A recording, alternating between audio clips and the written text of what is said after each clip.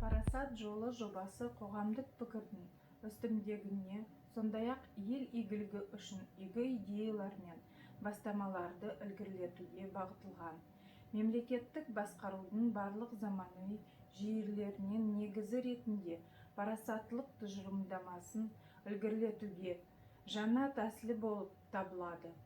Біздің іс-шараның тақырыбы «Мұражай сыбайлас жемқорлықсыз». И сегодня мы проводим нашу встречу с руководителем историко-краеведческого музея Карабалыкского района Сарсенбаевой Шарбану Тургумбаевной. Шарбану Тургумбаевной, расскажите немного о себе. Здравствуйте. Во-первых, хочу поблагодарить вас за приглашение. О себе родилась, живу, работаю здесь, в нашем Карабалыкском районе. 10 лет проработала в детском саду на должности воспитателя. А сейчас, с января месяца этого года, работаю руководителем отдела историко-краеведческого музея. Работа, конечно, новая, интересная. Если в детском саду мы работали непосредственно с детьми, то здесь мы работаем и с детьми, и со взрослыми. Как вы понимаете, что такое коррупция?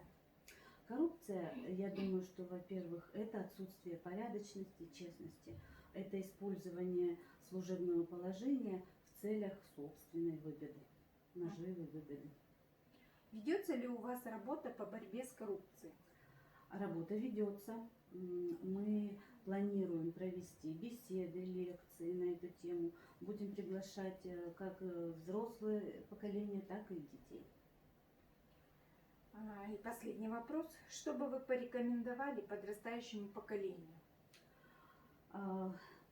Конечно, мы не можем заставить прекратить вымогать, но мы можем не давать взятки и не идти на поводу. Разговаривать с детьми необходимо с детства, но надо учитывать возраст детей. С малышами можно разговаривать, акцентировать на том, что честно, нечестно, приводя различные примеры.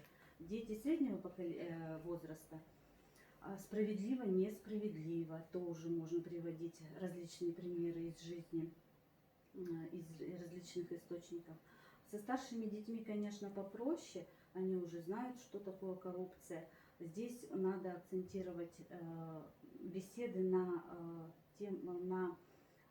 такие темы, как жадность, ресурсы, отсутствие контроля.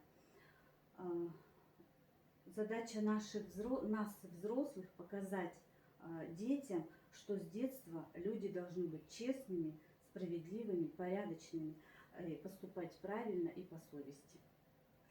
Спасибо вам, что вы уделили нам время. Спасибо.